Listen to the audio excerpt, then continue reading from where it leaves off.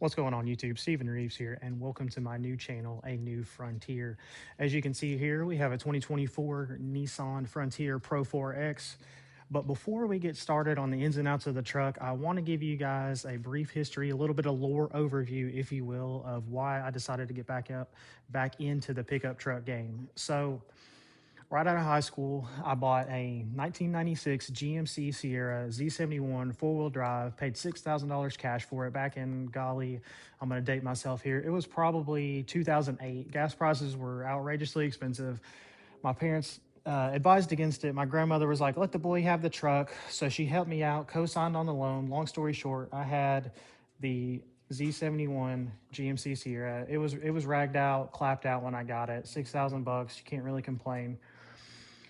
So after that, after it kind of gave up, broke down too many times on me, I ended up driving my grandfather's 1999 Ford F-150. It was a two-door, limited slip rear end, so it did okay on wintry roads or, pulling a trailer, that kind of stuff. Had a good little 5.4 liter Triton V8 in it. Pretty solid little truck. Again, pretty well loved, pretty well used when I grabbed it from my grandpa when he quit driving. And then when that truck kind of gave out on me, I decided to get a 2017 Volkswagen GTI hatchback. And I'll link some photos of it here on the video in just a second. That was the first new car I ever bought. It was very important to me. I wanted to buy a new car. I know a lot of these financial experts are like, oh, you should never buy a new car. It's a bad investment. You know what? To each his own. Tell them to go get a Coke or Kick Rocks or something. I wanted to buy a new car. I was making okay money. I wanted to be the first person to ever cut a fart in that new car, and I was. So I had that GTI, the 17, for 8 years up until this black truck. And I did a lot of stuff to it. Stage 2 engine tune, stage 2 transmission tune. I had the DSG. It didn't have the manual, so the DSG was a little bit of getting used to. It uses the two clutches instead of a traditional automatic with a torque converter. We replaced the spark plugs, downpipe, full exhaust. I mean, that thing weighed a little over 3,000 pounds, produced over 300 horsepower. It ripped. Small little turbo, spooled up really fast. Fun car to rip around in town. Didn't have a whole lot of top, but getting around town, slamming through the gears, it was a great little fun car. Got good gas mileage, like 30-something miles to the gallon. Love that car. Well, I just found my situation kind of changing. I wanted to get back into the pickup truck game, hauling stuff, using the bed of the truck, pulling small trailers. My dad's got a small trailer that I'd like to take advantage of, just doing small projects around the house. Before I got in the medical field, I did residential construction. So I always needed a pickup truck, whether it was helping haul trailers, putting some material in the back, getting to a job site, nasty weather. I live in Arkansas. We don't get a whole lot of winter weather, but we do get quite a bit of snow here and there. A little bit of ice, just kind of a pain in the butt to drive in with a two-wheel drive pickup. So that is kind of why I wanted to buy a four-wheel drive version. I looked at the Pro X versions of this truck. There's a guy in Florida. I think he lives in Florida. I got his name here. Race Car Friends. He's got a nice Pro X, and I very briefly looked into getting a Pro X. But after that 99 two-wheel drive pickup, I told myself, hey, I was never going to own another pickup without four-wheel drive. So that's kind of why I settled on the Pro 4X version of it. I initially was interested in a 2024 SL trim, and I know Race Car Friends, he talks about the SL trim and how Nissan needs to bring it back, and I do agree with him. It had kind of everything I wanted on the interior. To me, it's almost like a Z71 package that GM offers.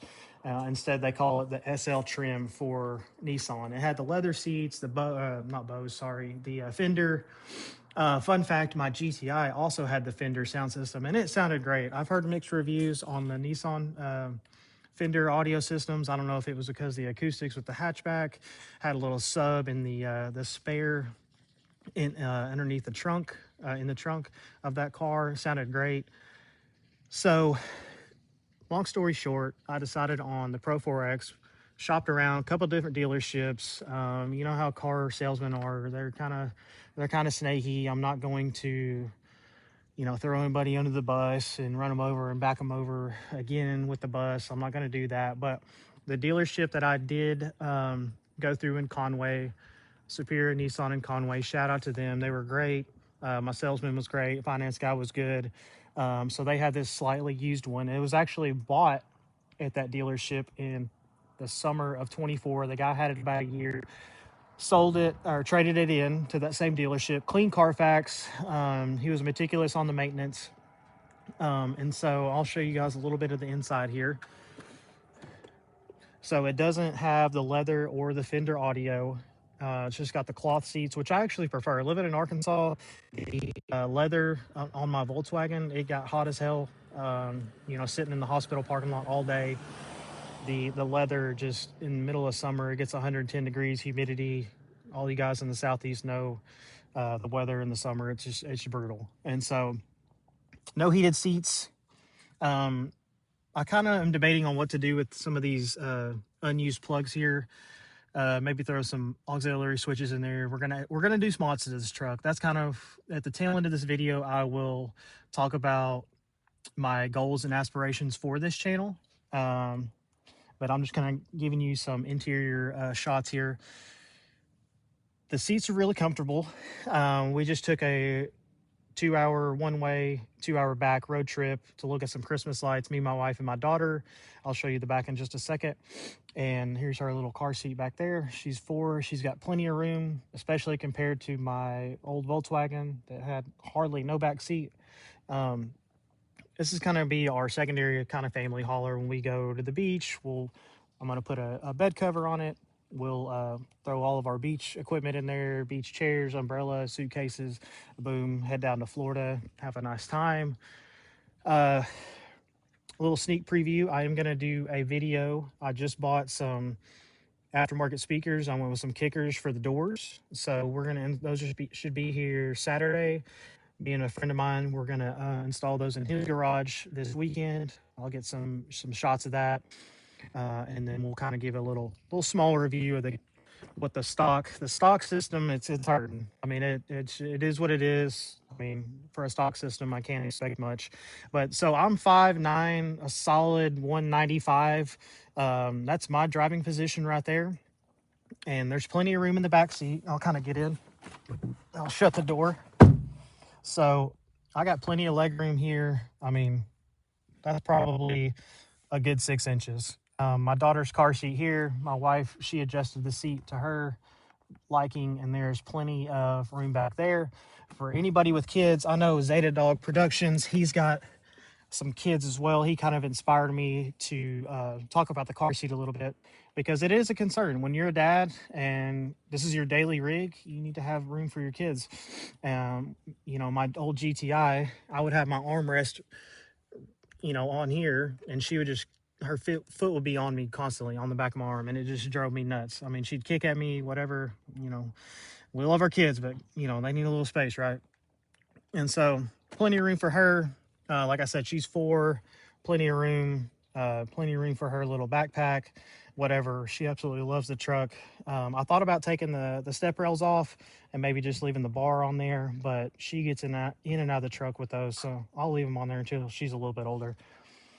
Okay, so plans for the channel, plans for the truck. We are going to do some mods. Like I said, first off, we are going to do the speaker installation. I've already got those ordered. And then we'll probably do some little interior bits from Z1 Motorsport, phone mount, all this other good stuff. I saw their Raptor style lighting kit for this truck. Looks really sick. My buddy that's going to be helping with the speaker install, he actually has a Raptor. I'll link some footage of that as well, maybe on some B-roll this weekend when we're filming. Z1 Motorsport makes that Raptor style lights. I know a couple other guys in the community have those on their Frontier, so I'm going to buy that and these side marker LED lights. I'm going to go ahead and get both of those, install it at one time. And then we're probably going to do little bit of a lift on it. I don't really want to mess around with the power plant just because reliability concerns. So half of the channel is going to be dedicated for mods. The other half is just a long-term review of this truck. When I had that Volkswagen, I had it 8 years. I hang on to stuff probably longer than I should.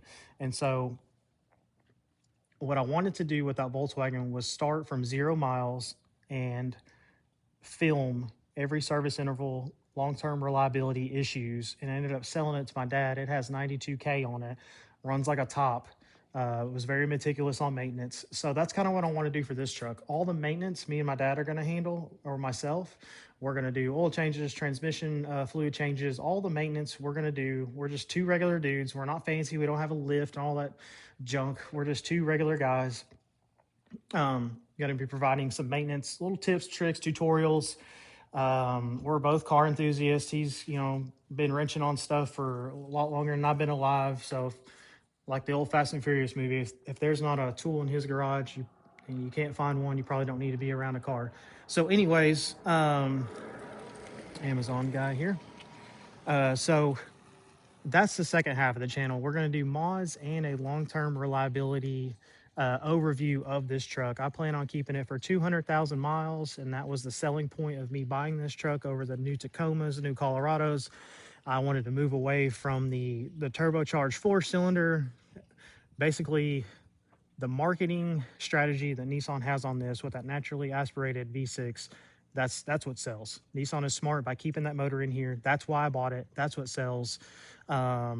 Just no frills, not all that junk, that Chinese junk technology.